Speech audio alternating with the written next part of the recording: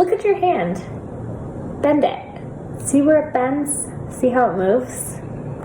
How many bones do you think are in your hand to make it bend that way? Well, there's actually 27 bones that make up your hand. There's a whole bunch of them here at the bottom, and then they extend out to the tops of your fingers.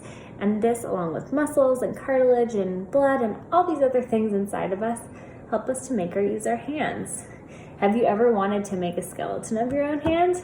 Well, even if you haven't, this is a really fun project.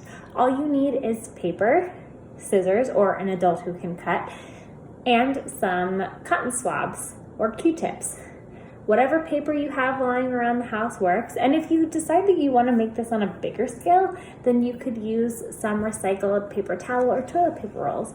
You're going to start by getting a piece of paper and tracing out your hand or whatever body part you want to use and cutting it out along the traced edges that you have outlined.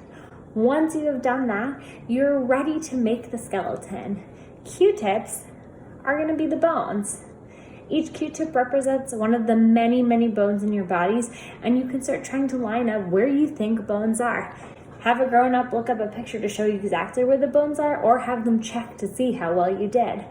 See if you can fit all 27 bones in the drawing of your hand. If you decide that hands and human body parts aren't that exciting for you, look up a skeleton of your favorite animal and see if you can recreate that with paper and Q-tips.